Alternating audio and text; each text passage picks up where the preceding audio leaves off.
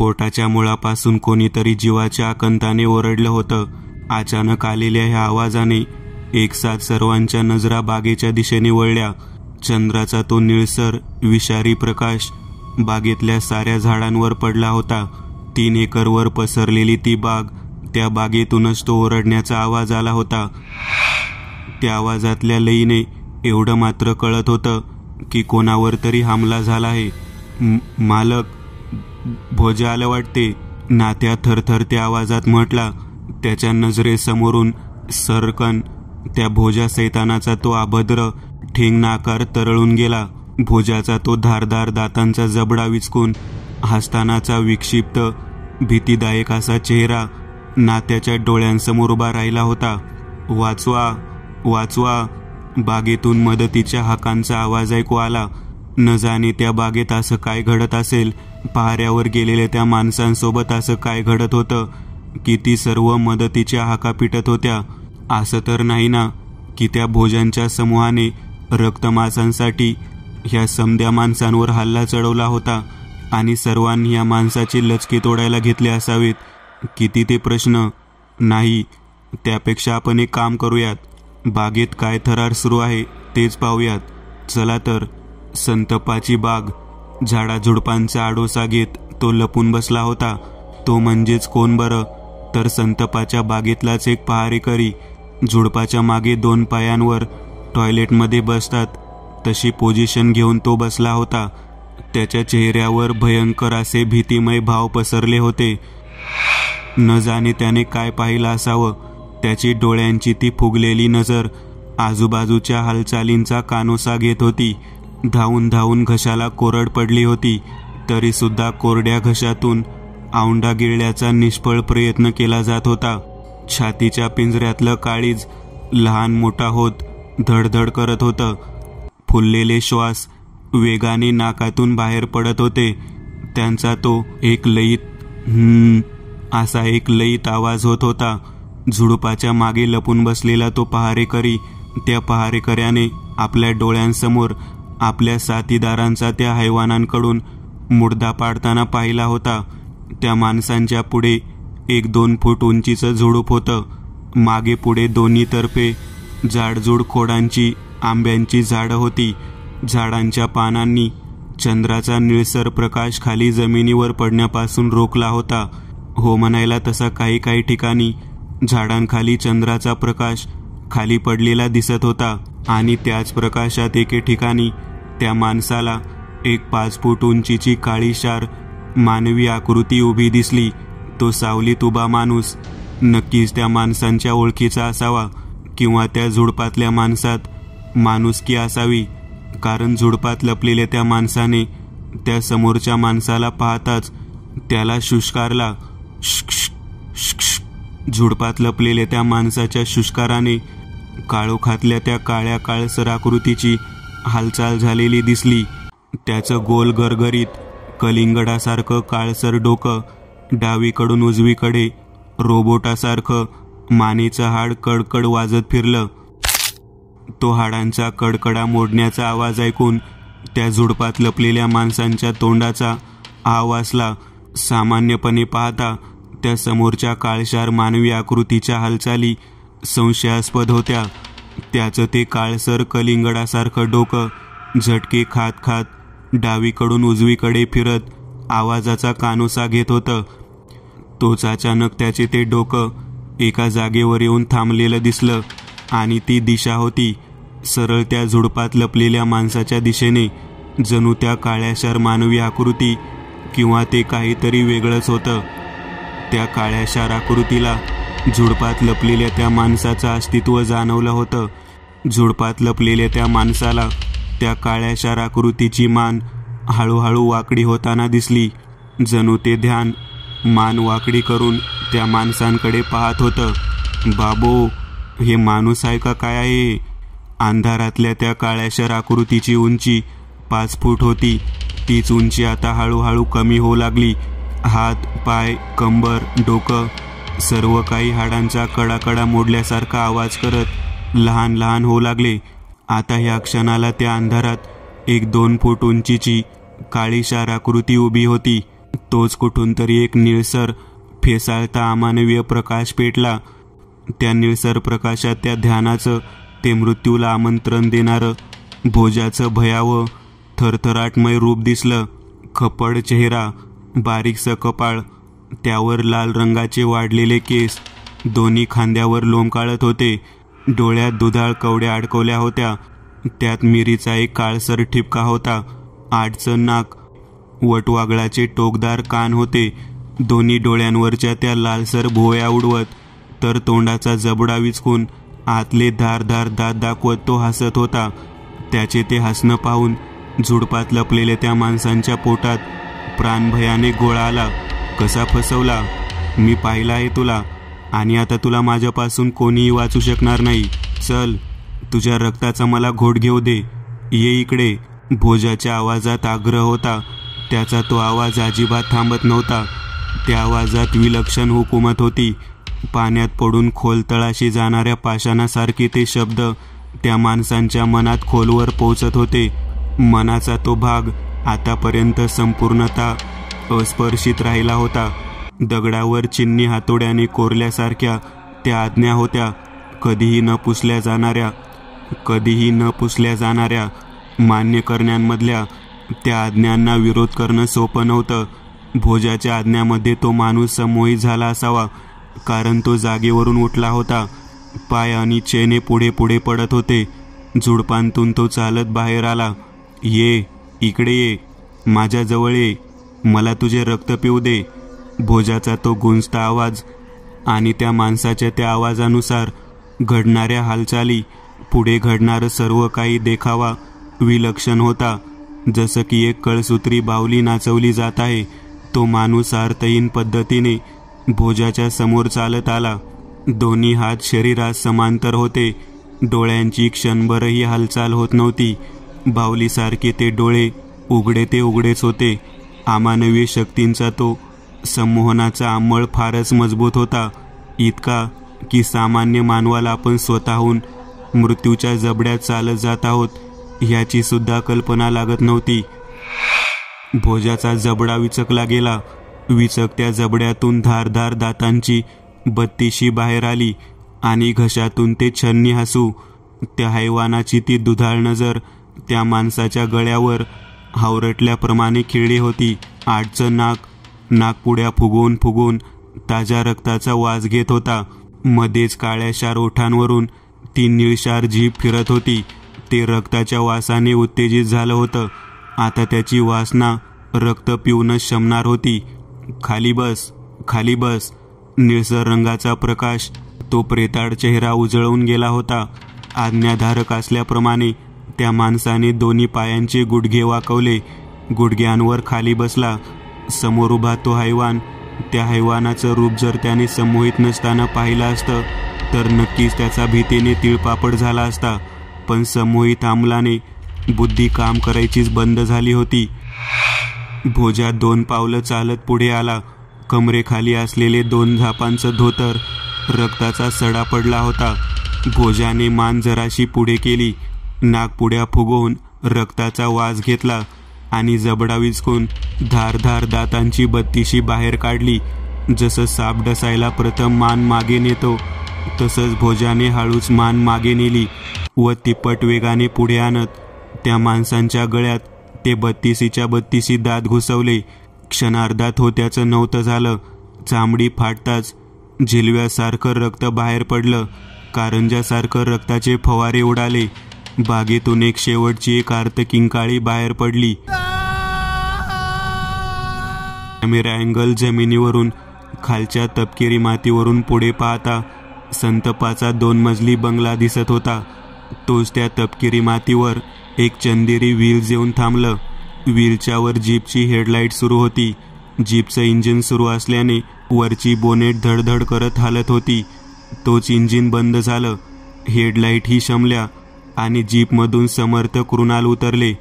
काही वेळाने संतपांच्या वाड्यात हॉलमध्ये कमालीचं गूढ गंभीर वातावरण पसरलं होतं. हॉलमध्ये एका बाजूला समर्थ पाटमोरे उभे दिसत होते. त्यांच्या जरा बाजूला एक लाकडी सोफा होता. त्या सोफ्यावर संतपा त्यांच्या बाजूला नक्ष बसलेला व नक्षचा मामा बलदेव जरा बाजूला उभा होता.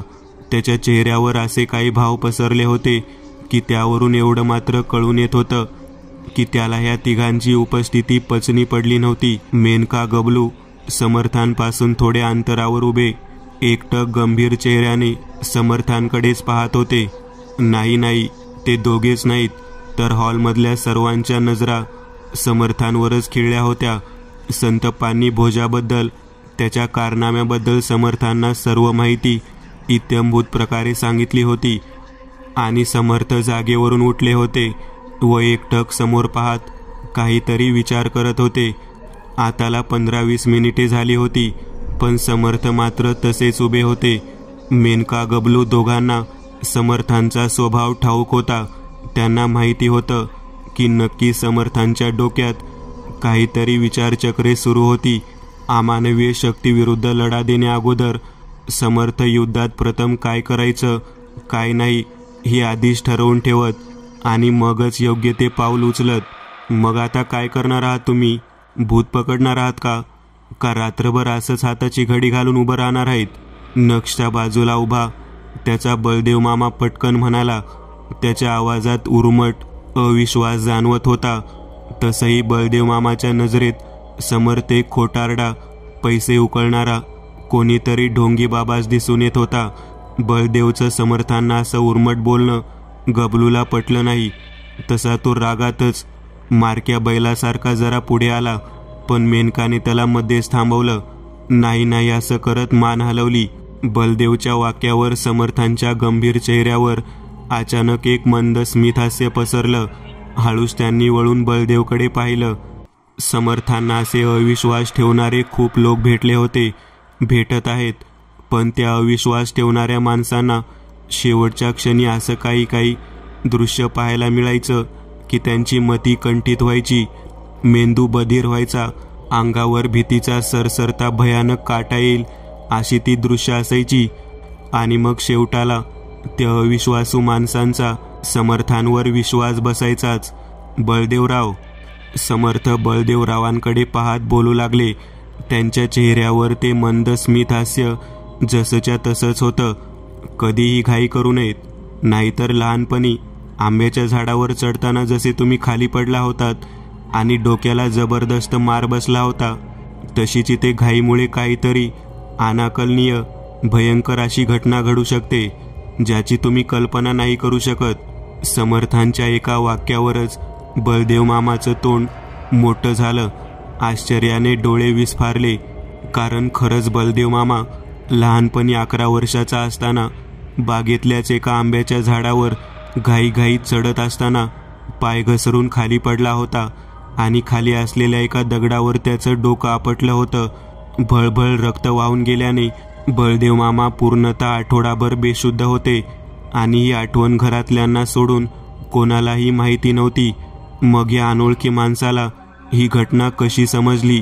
अजून एक, या माणसाला आपलं नाव कसं कळलं?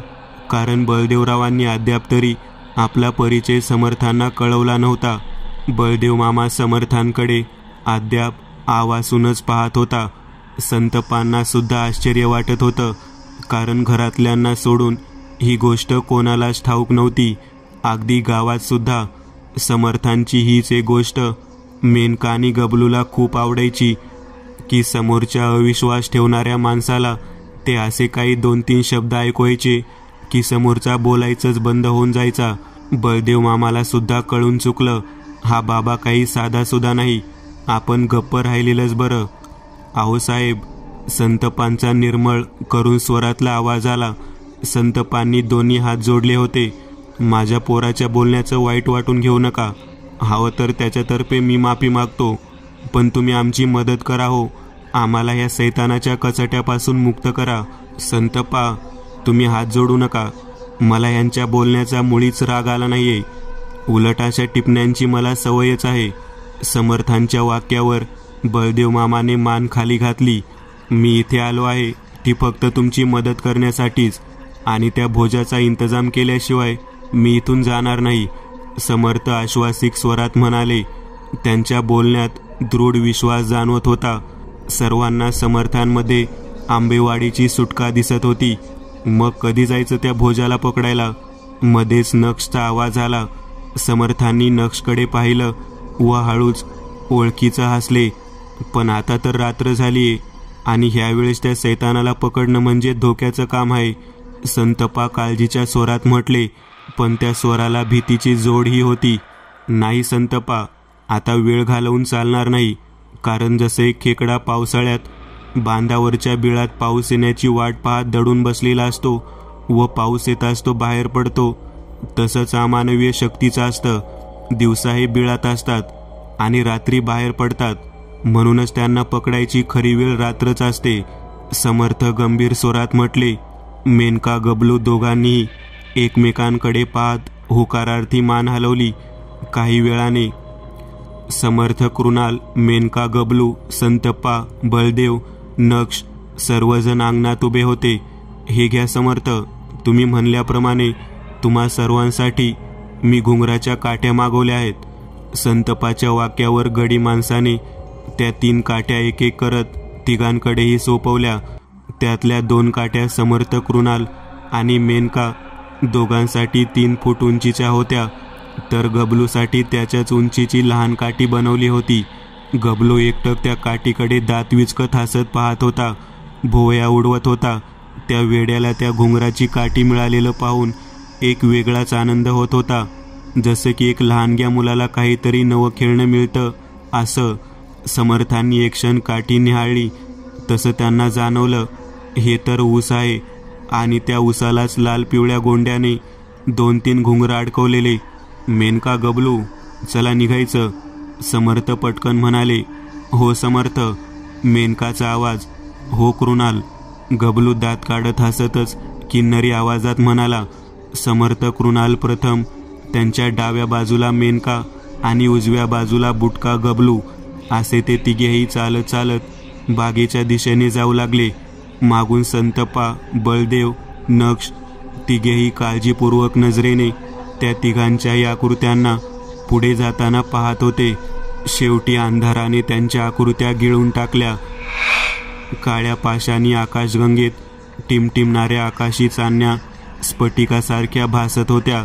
एका झाडाच्या खाली उभं राहून वर पाहता फांद्यामधून चंद्र खाली डोकावून पाहताना दिसत होता. रातकिड्यांचा अभद्र किरकिरणारा आवाज वातावरणात गुंजत होता. कोठेतरी रानातल्या गुफेत लपलेला हिंस्र कोल्हा रात्रीची विवळ फोडत होता. समर्थ, कृणाल, मेनका, गबलू तिघेही संतप्पाच्या बागेतून चालत जात होते. खाली चॉकलेटी रंगाच्या मातीचा रस्ता होता. दोन्ही तर्फे विविध प्रकारची झाडे होती. झाडांच्या काळ्याशार आकृत्या अगदी स्तब्ध उभ्या राहून तिरकस नजरेने आपल्याकडे पाहत आहेत असा भास मनाला क्षणोक्षणी होत होता. त्या तिघांच्याही हातातल्या काठीला बांधलेल्या घुंगरांचा क्षणाक्षणाला आवाज होत होता. समर्थ, ह्या बागेकडे पाहून असं वाटत नाही की इथे काही खतरा आहे किंवा कोणत्याही वाईट शक्तीचा इथे वास आहे. मेनका अवतीभोवती पाहत म्हटली. खरं आहे मेनका, तुला असं वाटणं तसं साहजिकच आहे, कारण ही एक चाल आहे सावजाला जाळ्या तोडण्याची. सर्व काही सेफ आहे असं दाखवून सावज काही काळ का असेना पण असावध पवित्रा धारण करेल आणि मग मूर्खासारखा त्यांच्या जाळ्यात फसेल. हा त्यांचा उद्देश आहे. पण एवढं विसरू नका, दिसतं तसं नसतं म्हणूनच जग फसतं, गबलू मध्येच म्हणाला आणि दात काढत खेकी करत हसू लागला. त्याच्या वाक्यावर मेनका सुद्धा हसली. समर्थांनी सुद्धा होकारार्थी मान हलवली. परंतु तेवढ्यात बाजूच्या अंधारातून सुद्धा कोणीतरी खदखदून हसलं. ते हास्य भयंकर होतं. खर्जातलं घोगरेपणाची लय असलेलं ते हसू होतं. ते हास्य ऐकताच समर्थ व मेनका दोघेही सावध झाले. गबलू सुद्धा चिंताग्रस्त नजरेने आजूबाजूला पाहू लागला. ह्या तिघांच्या चारही बाजूंना काळीशार झाडे होती. झाडांच्या अवतीभोवती खाली पसरलेला अंधार होता आणि त्या अंधारातच ते दबा धरून बसले होते. ते हास्य ऐकताच समर्थ व मेनका दोघेही सावध झाले. गबलू सुद्धा चिंताग्रस्त नजरेने आजूबाजूला पाहू लागला. या तिघांच्या चारही बाजूंना काळीशार झाडे होती. झाडांच्या अवतीभोवती खाली पसरलेला अंधार होता आणि त्या अंधारातच ते दबा धरून बसले होते. पण त्या तिघांकडे असलेल्या घुंगरांच्या काठीमुळे त्या तिघांभोवताली एक सुरक्षा कवच निर्माण झालं होतं, ज्या कवचाला ती दाहक हैवानी फौज चाचरत भीत होती. कोणी झाडाच्या खोडामागे लपलेलं खप्पड चेहरा खोडामागून बाहेर काढून ह्या तिघांकडे पाहून पुन्हा खोडामागे लपत होतं, तर कोणी फांद्यावर पाय हलवत बसलं होतं, तर कुठे अंधारातून धप धप असा वेगाने धावत गेल्याचा आवाज कानांवर ऐकू येत होता. थेर उडवणाऱ्या हास्याचे आवाज ऐकू येत होते.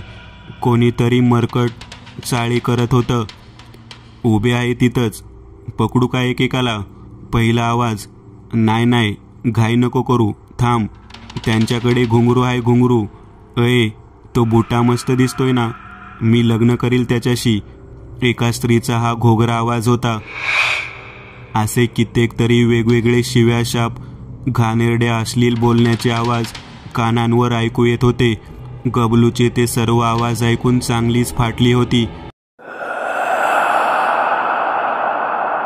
त्याचे विधभर उंचीचे पाय तापाने फणफणलेल्या रोग्यासारखे थरथरत होते.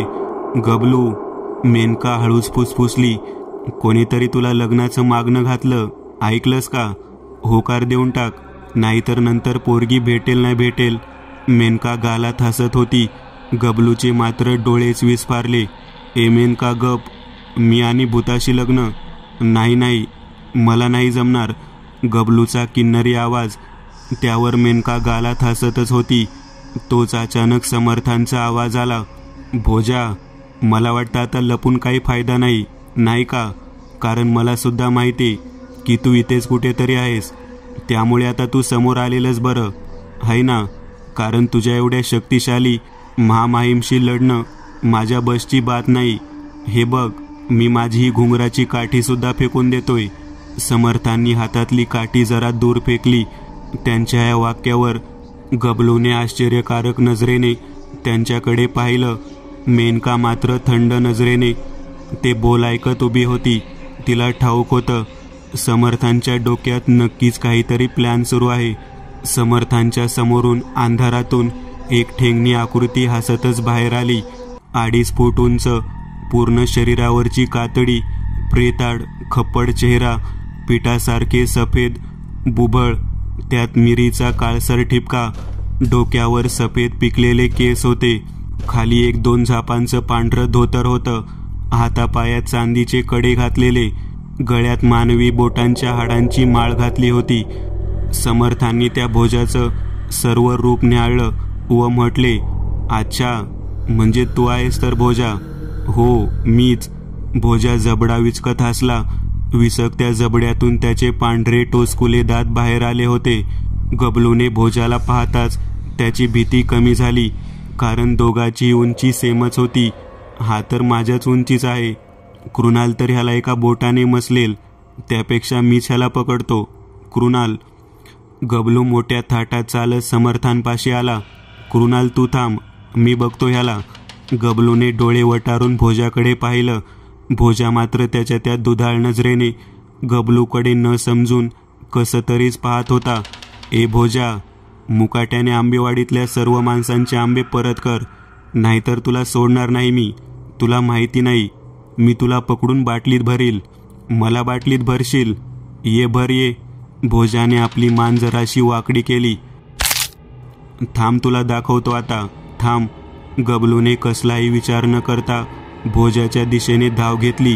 तुरु तुरु धावत तो भोजाच्या दिशेने निघाला. तोच भोजाने आपला उजवा हात समोर धरला. त्या हैवानाच्या हातून अमानवीय शक्ती ऊर्जा बाहेर पडली. ती काळसर सोनेरी मिश्रित धुळीकण गबलू भोजापाशी पोहोचण्या अगोदरच त्याच्यापाशी पोहोचली होती आणि गबलूच्या शरीराला एक वेगवान धडक बसली. गबलू कोंबडीच्या पिसासारखा 6 फूट मागे उडाला. मागे जाऊन थेट एका झाडाच्या खोडावर आदळला.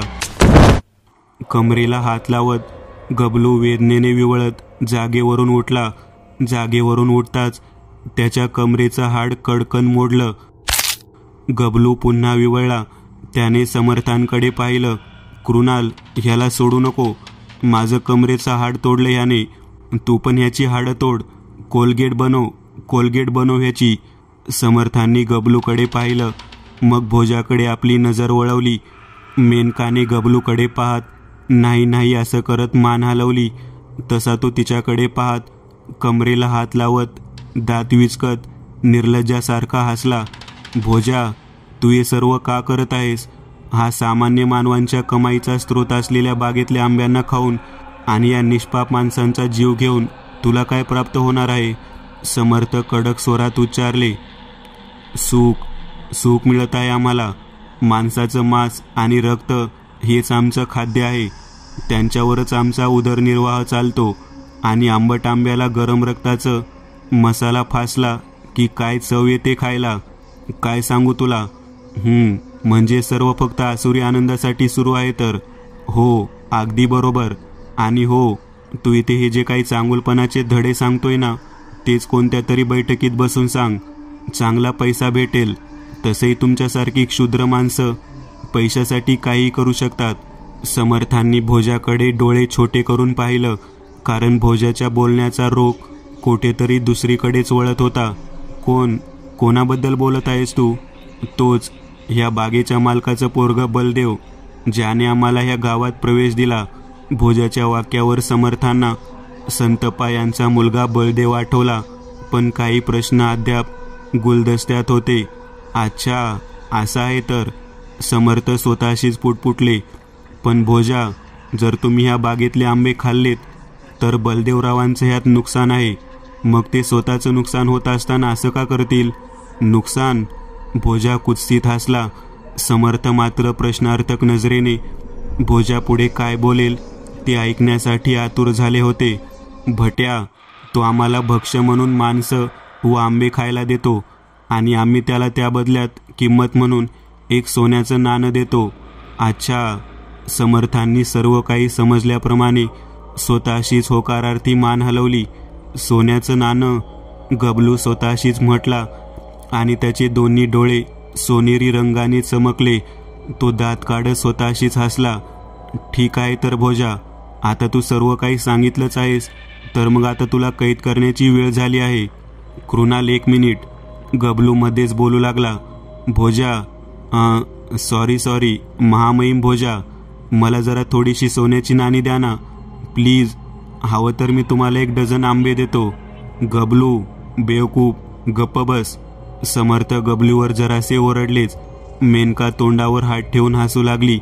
त्यावर गबलूने तिच्याकडे रागात पाहत तिला तोंडातून जीभ काढत दाखवली.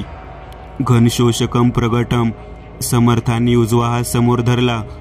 त्यांच्या तळव्यावर शक्ती किरणे खेळू लागली.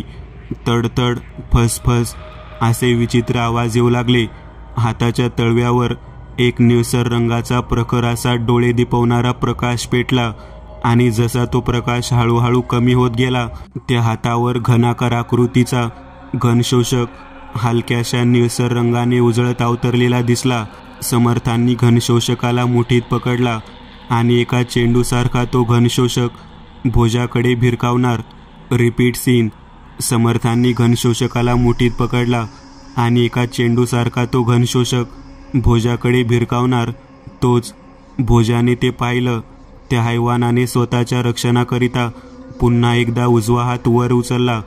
तसे त्या धारदार पौलादी नखाच्या हातामधून अमानवीय शक्तीमार्फत एक सरसरती विद्युत प्रवाह रेषा बाहेर पडली. तिचा वेग अफाट होता, इतका की समर्थ बचावात्मक हालचालही करू शकले नाहीत. ती चंदेरी रंगाने उचलून निघालेली विद्युत प्रवाह रेषा थेट समर्थांच्या कपाळावर बसली व थेट आत घुसली. त्या अमानवीय प्रहराने समर्थांच्या तोंडून वेदनादायक सुस्कार बाहेर पडलं. समर्थांच्या डोक्यात, मेंदूतल्या गाभाऱ्यात एक तीव्र सनक उमटली. क्षणार्धात डोळे विस्फारले. तोंडातून वेदनादायक सुस्कार बाहेर पडला. दोन्ही डोळे पांढरे दुधाळ रंगाचे झाले. पुढच्या क्षणाला समर्थांचं सर्व शरीर गुडघ्यांवर बसलं. गबलू, मेनका दोघेही समर्थांपाशी पोहोचले. तो समर्थांचं सर्व शरीर जमिनीवर कोसळलं. ते बेशुद्ध झाले होते. गबलू, मेनका दोघेही समर्थांकडे काळजीदायक नजरेने पाहत होते. मोठमोठ्या बाता मारत होता आणि एका वारातच फुस झाला. भोजा आसुरी आनंद व्यक्त करत म्हटला. त्याचा आवाज ऐकून मेनकाने क्रोधित नजरेने त्याच्याकडे पाहिलं. नक्कीच नियतीच्या मनात आजचं युद्ध समर्थ विरुद्ध भोजा असं ठरलेलं दिसत नव्हतं, कारण आता युद्धात मेनका उतरली होती. समर्थांची सूत्रे तिच्या हाती आली होती. पाहूया काय घडतं पुढे. Menka in action. गबलू, तू समर्थांकडे बघ, तोपर्यंत मी या भोजारामचा आपल्या डोक्यावरचं बोज हलकं करते. मेनकाने समोर खाली जमिनीवर पडलेला घनात्मशोषक हाती उचलला, आपल्या कोटच्या खिशात ठेवला. तिच्या हातात असलेली घुंगराची काठी तिने समर्थांपासून जरा पुढे जमिनीत खोवली व चालत ती भोजापासून 15 पावलांवर येऊन उभी राहिली. ए पोरी, तुझ्याशी लढायला मी हातात काही बांगड्या घातल्या नाही. चल त्या भट्याला पाठव. ए भोजाराम, मी बांगड्या घालत नाही, सो तू माझ्याशी फाईट खेळू शकतोस. मेनकाने दोन्ही हात समोर करत दाखवले. त्यात एक घड्याळ सोडलं तर एकही बांगडी नव्हती. ए भोजा नाही, भोजा नाव आहे माझं. तो हैवान पिसाळला. त्याचा अपमान, त्याचा अहंकार मेनकाच्या बोलण्याने क्षणाक्षणाला डिवचत होता. ए बुट्या गप. काय भोजा आणि काय बोजा रे, मी तर तुला बोजाच बोलणार. ए बोजा, बस आता तू तुझ्या मृत्यूला डिवचलंस मुली. आता तुझं मढं पाडावंच लागल. तो चवताळला. त्याच्या दुधाळ डोळ्यांचा रंग बदलला. विस्तवधारी भगवा झाला. अवतीभोवती अंधारात उभे असलेले त्याचे सहकारी हळूहळू चालत त्याच्या जवळ आले. ते सर्वच्या सर्व रागात जळजळीत कटाक्षासहित मेनकाकडेच पाहत होते. त्यांचा तो म्होरक्या भोजा त्या सर्वांच्या मधोमध उभा होता. म्होरक्याला ओळखणं तसं सोपंच होतं, कारण बाकीच्या सर्वांचे केस लाल आणि त्या म्होरक्याचे एकट्याचे सफेद होते. त्याने आपले दोन्ही हात हवेतून चावले. पुढे जे काही घडलं ते खरंच आघोरी होतं, भयंकर होतं. भोजाच्या सहकाऱ्यांचं शरीर पांढऱ्या राखाडी धुलीकणात परावर्तित झालं आणि त्या सर्व चमचमत्या धुळीकणांची राख त्या भोजाच्या शरीरात सामावू लागली. ह्या घडलेल्या क्रियेने त्याचं शरीर चंदेरी रंगाने चमकून उठलं. त्या प्रेताळ मृत शरीरात बदल घडू लागले. ते 1.5 फूट आकाराचं शरीर हळूहळू मोठं होऊ लागलं. हात, पाय, स्नायू, हाडे सर्वांचे आकार वाढले. आता समोर एक 5.5 फूट उंचीचा आकार उभा होता, पहिल्यापेक्षा तिप्पट आणि ताकदवर. मेनका डोळे फाडून समोर उभ्या भोजाला पाहत होती. खरंच अमानवीय शक्तीचा हा विद्रूप चमत्कार पाहायला मिळणं म्हणजे नशीब लागतं.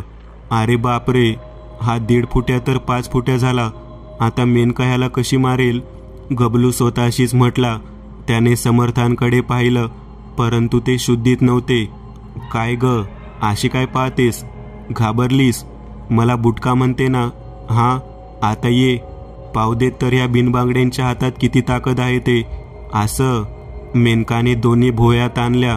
दोन्ही पायांवर जोर देत मेनकाने जागेवरूनच एक उंच उडी घेतली, जी थेट भोजाच्या समोरच. मेनकाने आपल्या उजव्या हाताची मूठ आवळली आणि वेगाने तो हात मागे नेत तिप्पट वेगाने पुढे आणत भोजाच्या गालावर एक टोला आणला. विवळतच भोजा जमीनदोस्त झाला. पण वेदनेचा पूर लागली सेकंदात ओसरला. त्याने झटकन वळून जळजळीत कटाक्षासहित मेनकाकडे पाहिलं. मेनकाने जास्त वेळ न घालवता लागलीच आपला उजवा पाय वर उचलत भोजाच्या पोटावर मारण्यासाठी नेला.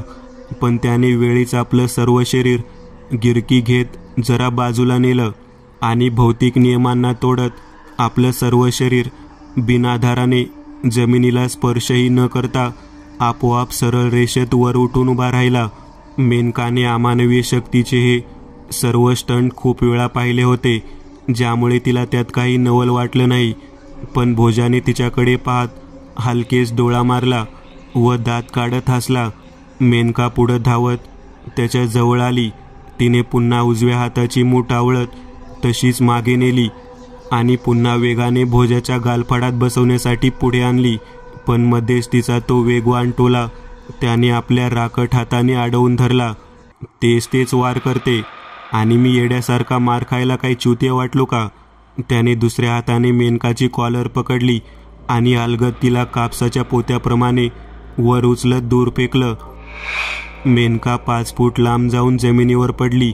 खालचे दगडगोटे कोटाला फाडून आत इजा करून गेले होते. खरचटलेल्या जागेवर झोंबत होतं. मेनका हळू जमिनीवरून उठली. धुळीने माखलेला जॅकेट साफ करण्यात तिने मुळीच प्रयत्न केला नाही. गबलू चिंताग्रस्त काळजीपूर्वक नजरेने मेनकाकडे पाहत होता. काय ग, लागलं का? एका लहान मुलासारखा आवाज काढत भोजा उच्चारला. त्याचं बोल ऐकून आता मेनकाच्या आतील राग उफाळून वर येत होता. पुन्हा एकदा दोघांची झुंबड जुंपली. मेनकाने प्रथम उजव्या हाताने भोजाच्या सणसणीत गालफाडात बसवली. मग डाव्या हाताची एक पंच त्याच्या डाव्या गालावर बसवली. त्याचं डोकं पंच बसताच कधी डावीकडे तर कधी उजवीकडे झुकत होतं. पण तिचे हे वार त्याला इतकं काही वेदना देत नव्हते. उलट प्रत्येक मारावर आता तो वेड्यासारखा हसत होता. मेनकाने त्याच्या पोटात एक लाथ मारली. त्याचं कमरे इतकं शरीर खाली झुकलं. तसं मेनका जराशी मागे झाली आणि त्याच्या पुढे झुकलेल्या डोक्यावर तिने खालून पुन्हा एक लाथ मारली. तसा भोजा 2 फूट उंच हवेत मागे उडाला. धपकन पाठीवर जमिनीवर कोसळला. परंतु तरी सुद्धा त्याच्या तोंडून वेदनेचा एक लवलेशही बाहेर पडत नव्हता. उलट तो अजूनच वेड्यासारखं मोठमोठ्याने हसत सुटला होता. त्याच्या हसण्याचा आवाज संतपाच्या वाड्यापर्यंत पोहोचत होता. वाड्याच्या बाहेर उभ्या संतपा, दक्ष दोघांच्याही चेहऱ्यावर कमालीची काळजी उमटली होती. पण बलदेव मामा मात्र कुत्सित हसत होता. भोजा पुन्हा एकदा बिनआधाराने जमिनीवरून उठला. वा, क्या बात है, बहुत दम है तुझमें. आता तुला मी मृत्यू नाही देणार. मी माझं विचार बदललं. उलट आता तुला मी माझ्या महालात म्हणजेच ममोतीला नेणार. तुला माझी दासी बनवणार. दिवस आणि रात्र तुझ्या ह्या देहाचा उपभोग घेणार मी. उपभोग? मेनकाने आपल्या कोटच्या खिशात हात घातला. तिला आता कळून चुकलं. ह्या हैवानावर मानवी वारांचा काही एक परिणाम होणार नाही. त्या उलट आपली शक्ती कमी कमी होत जाईल. जर आपण कमजोर झालो तर हा हैवान आपल्यावर विजय प्राप्त करायला जास्त वेळ लावणार नाही. शेवटी मेनकाने चाबूक बाहेर काढला. सरसरत्या काळ्या पाशानी चाबकाची 3 सट आवाज करत सटकी हासडली. भोजाच्या दिशेने सोडली. जमिनीवरून वेगाने धावणाऱ्या सर्पासारखी ती सटकी हवेतून नागमोडी वळण घेत वेगाने त्या भोजाच्या जवळ पोहोचली. निळ्या रंगाने उजळून निघालेल्या पाशानी सुळ्याच्या त्या चाबकाच्या दोरीला आपल्या दिशेने आलेलं पाहून भोजाची भीतीनं गाळण उडाली. त्याच्या त्या विस्फारलेल्या भगव्या जर्द डोळ्यांच्या बुबळांमध्ये निळ्या रंगाने उजळून निघालेल्या चाबकाच्या दोरीचं प्रतिबिंब उमटलं होतं.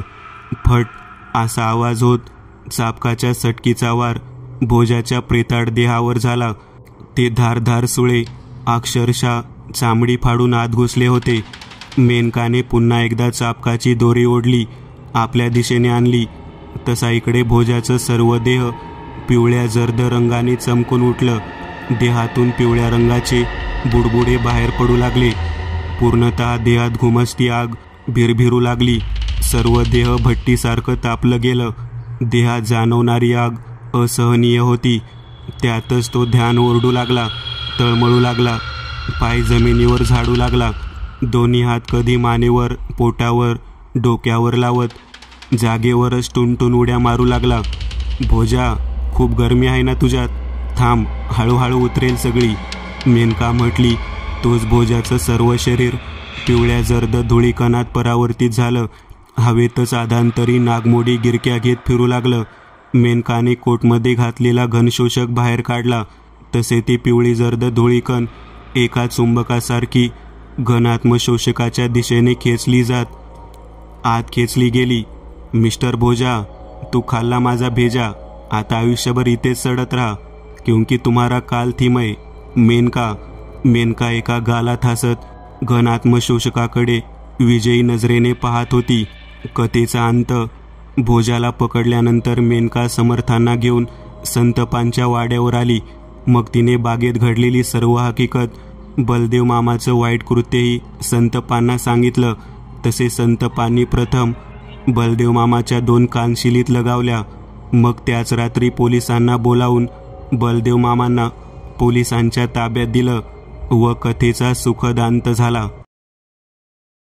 मित्रांनो, आज पुरतं एवढंच.